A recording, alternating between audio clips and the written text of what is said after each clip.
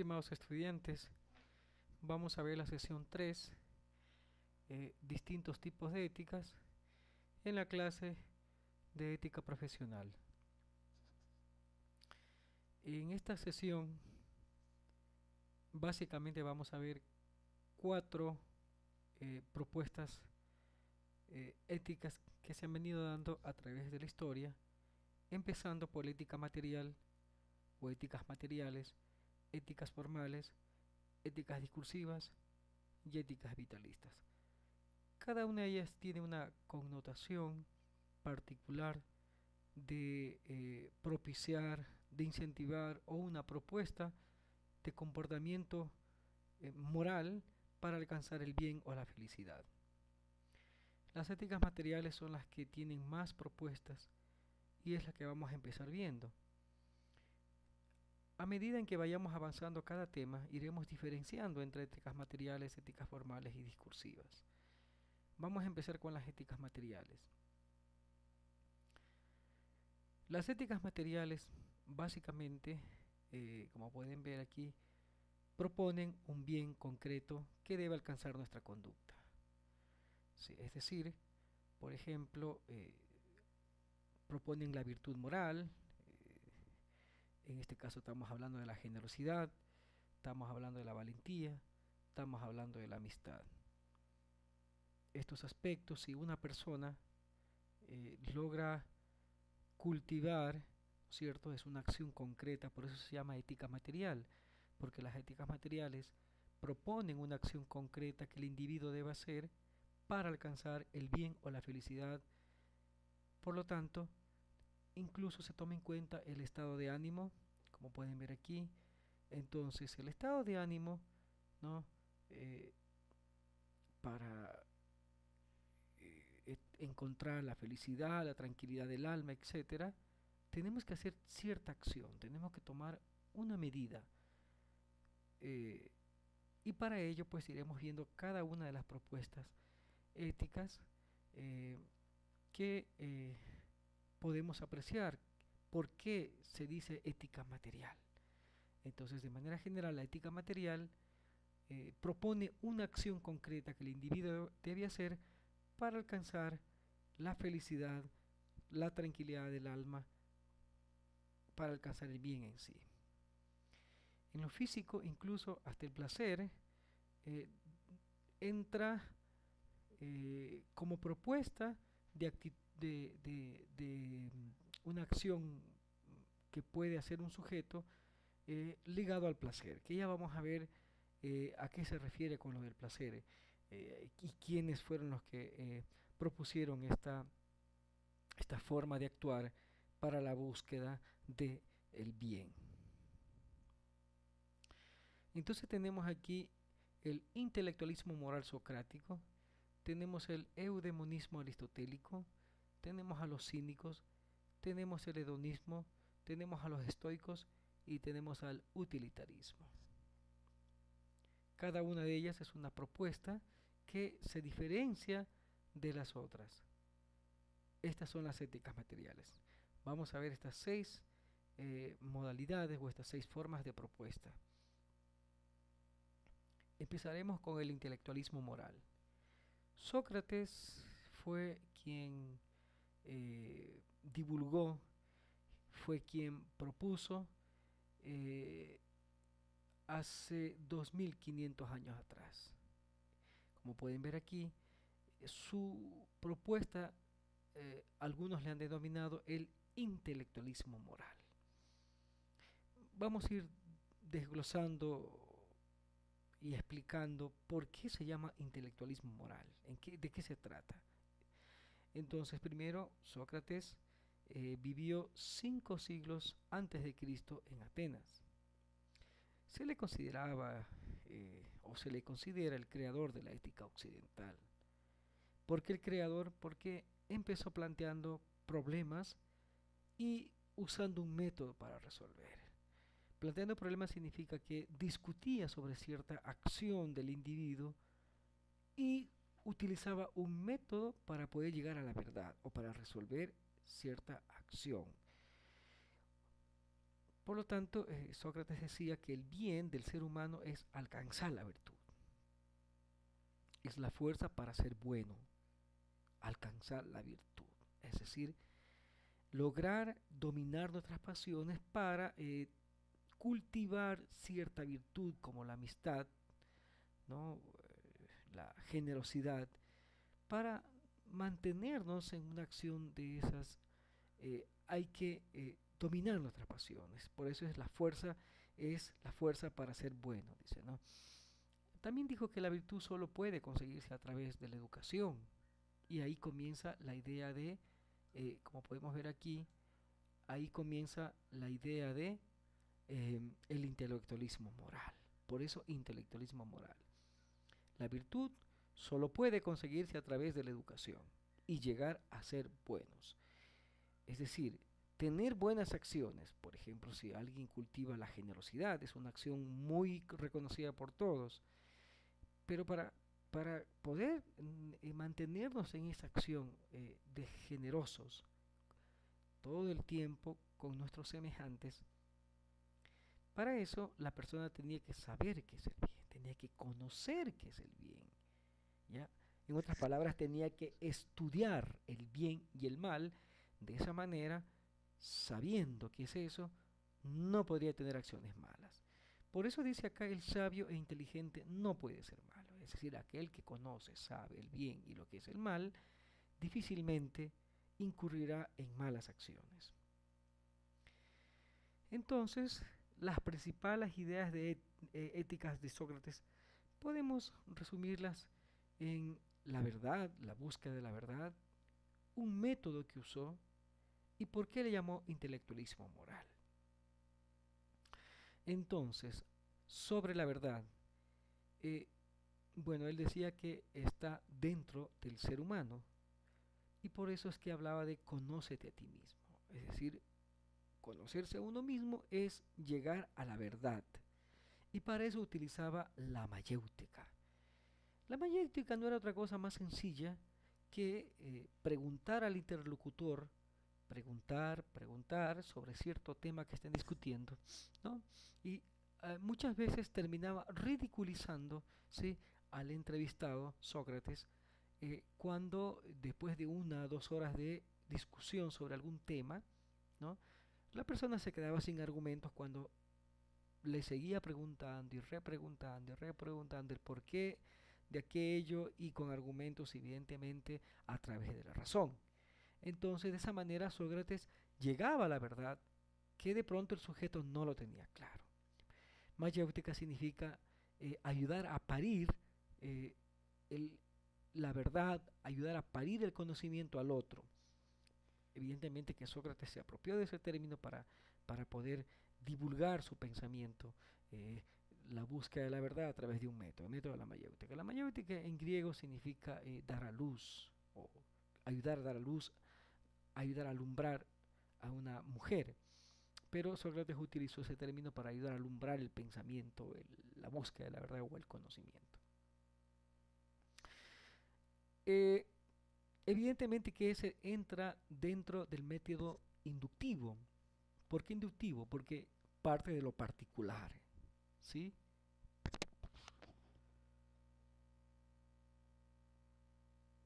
Porque Sócrates está buscando universalizar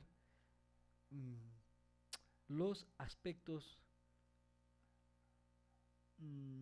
diríamos, quiere universalizar reglas para que en base a eso actúe la gente, ¿no? Busca universalizar. Para eso, entonces, el método inductivo significa que parte de lo individual de una discusión con un sujeto, a partir de eso podrían llegar a conclusiones generales, ¿no?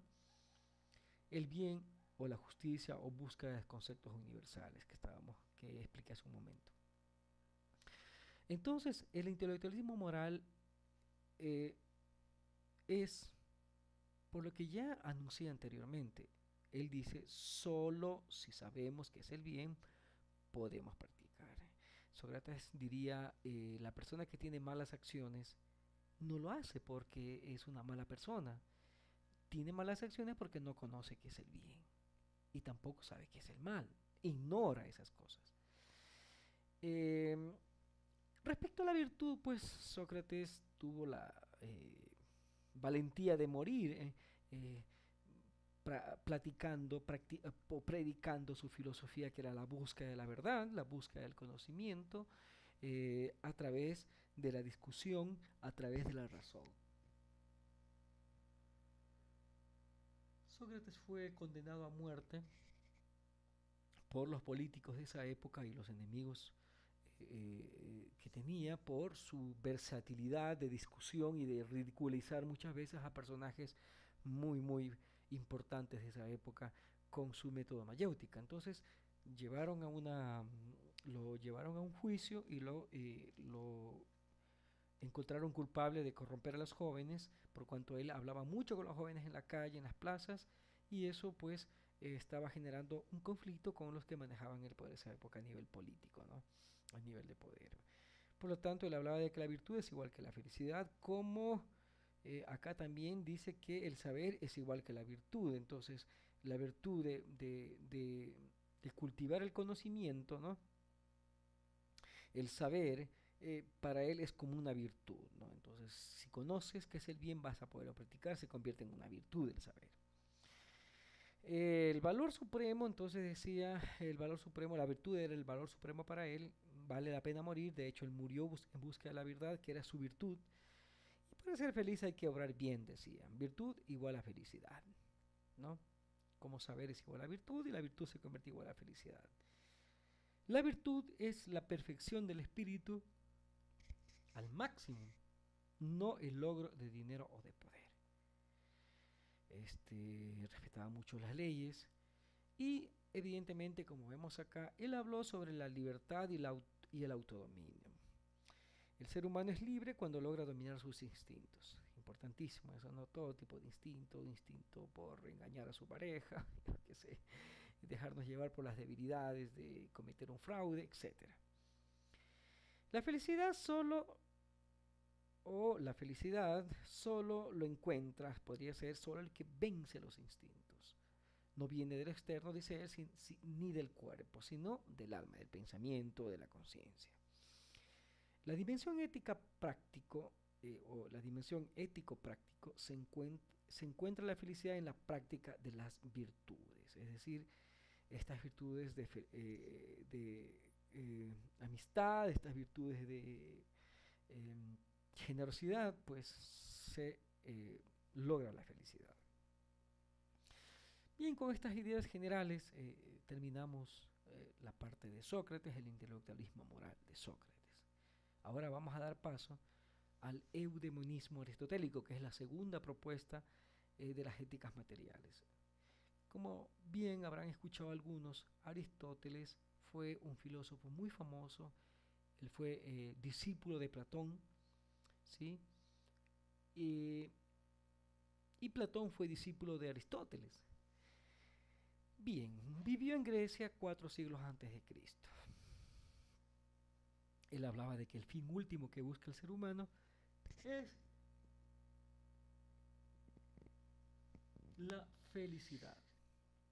En griego, eudaimonía, ¿no? ¿Qué proporciona al ser humano una verdadera felicidad? Se pregunta Aristóteles. Obviamente, él dirá la prudencia, como podemos ver acá, ¿no? Él dirá la prudencia. Entonces, la prudencia va a llevar a la eudaimonía, que es la felicidad, ¿ya? Es el fin último que busca el ser humano, la prudencia, ¿no? Entonces, ¿qué proporciona al ser humano una verdadera felicidad? Eh, Él propone desarrollar la razón o inteligencia y dice que solamente se puede cultivar en diálogo con el otro, es decir, en la sociedad, con seres semejantes. La cuestión moral para Aristóteles es de humanos y para humanos. Entonces, ¿qué tiene que ver la prudencia con lo que está planteando acá? De que proporciona al ser humano una verdadera felicidad, el desarrollo de la razón e inteligencia. Evidentemente, la prudencia se logra desarrollando la razón o la inteligencia. Cultivando eso me va a llevar a tener o a ser prudente. Es decir, reflexionar todo momento las acciones que voy a hacer me permitirá ser prudente y eso se alcanza a través de la razón, no a través de un ser sobrenatural. Entonces Aristóteles se preguntará qué es la felicidad. Quiere definir la felicidad. Eso es, cuando sucede eso, pues evidentemente estamos dentro del campo de la razón, estamos intentando darle una explicación de eso. Entonces, para alcanzar la felicidad, Sócrates dirá, no se puede sin satisfacer bienes corporales y materiales. Para él es fundamental eso. Fundamental no pasar hambre, ¿no? Corporal, ¿no? No pasar hambre. em, y en lo material sería por lo menos tener donde vivir, ¿no? Que no le falten las cosas para que esta persona se sienta humana y pueda disfrutar. Fue el primero en decir esto, ¿no? Sócrates no planteó eso, evidentemente. Y también dirá Aristóteles que radica en la actividad, no, es decir, no consiste en ser, sino en hacer. Para él, se es feliz, dijo, al cumplir bien la misión. ¿Cuál era la misión? La misión se trataba de cualquier oficio cualquier cosa que hayamos escogido para realizarnos en la vida, músico, constructor. Si esa persona disfruta haciendo eso, realmente encuentra la felicidad. Entonces, radica en la actividad. Dirá también que la misión del ser humano, como está aquí, ¿no? Es la vida en razón, es decir, la vida en prudencia, podríamos hablar, porque la prudencia se alcanza solamente a través de la razón. Es decir, la vida en razón significa que el ser humano o el sujeto buscará la verdad, buscará el conocimiento a través de esta forma de pensar e interpretar. Porque nosotros somos mucho más que las plantas, dirá, y mucho más que los animales. No solo nos basamos en los instintos, ni en las plantas, no solamente nos alimentamos para poder sobrevivir. Entonces, él dirá, bienes externos o los bienes externos no pueden determinar la virtud. Si bien es cierto, yo empecé diciendo que no se puede hablar de felicidad o no se puede alcanzar la felicidad sin, como está aquí, ¿no? Sin satisfacer los bienes corporales y materiales. Aquí está diciendo que no viene de bienes externos, o sea, no determinan la virtud.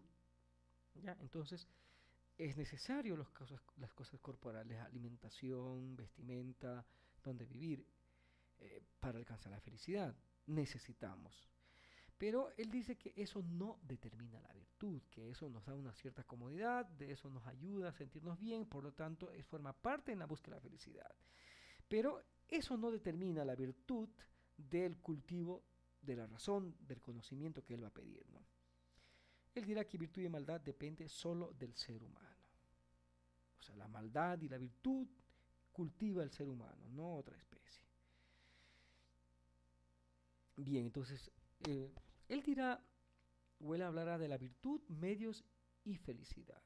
Entonces, la virtud será cierta capacidad que desarrolla el ser humano, pero para alcanzar la felicidad tiene que utilizar un medio. Y ese medio, evidentemente, más después dirá que es la prudencia.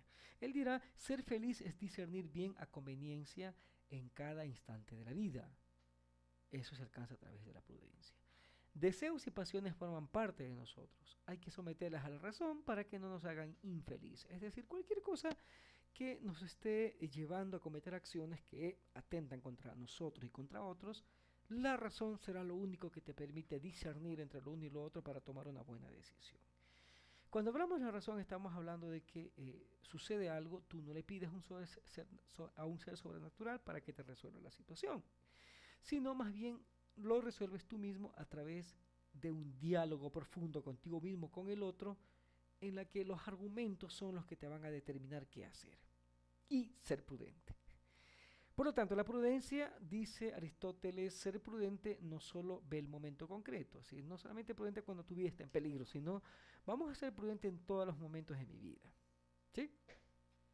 En, eh, La felicidad requiere de sabiduría en la elección, dice Aristóteles. Moderación y constancia, dirá él.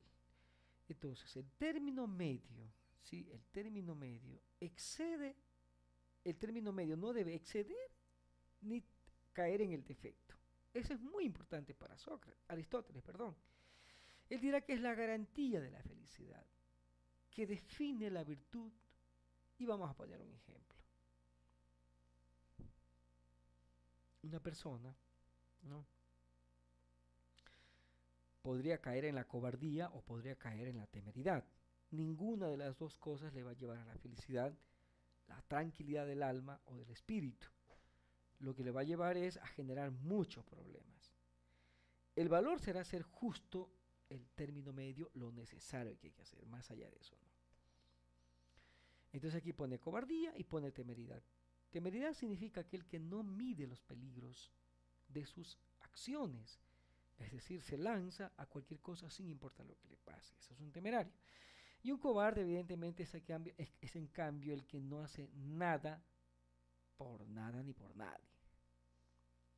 No es temerario, pero no tiene valor. El valor es hacer lo que se debe hacer a través de la prudencia, que es el punto medio, o la prudencia es el justo medio, estamos hablando, ¿sí? Entonces o el término medio. Es la garantía de la felicidad que define la virtud. Ejemplo, ¿sí? Cobardía, valor o temeridad. Yo voy a poner un ejemplo aparte aquí. Supongamos que un médico le diga, a usted le va a hacer muy bien tomar 2 copas de vino al día para la circulación de la sangre, como algunos médicos lo dicen, ¿no? Pero la persona, si está en la cobardía, no tomará ni una sola copa, cero.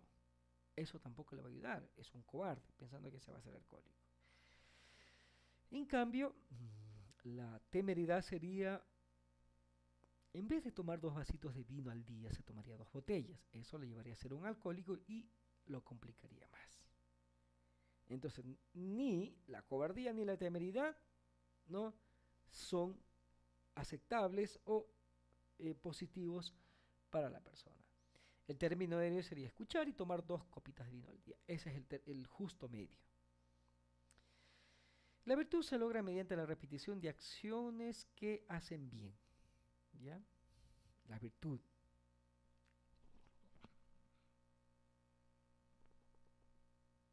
El cultivo de cierta fortaleza que yo tengo. Ética y política nunca se deben separarse. Aristóteles habla de que la política y la ética deben estar de la mano. Obviamente que en nuestros tiempos es un poco difícil eso.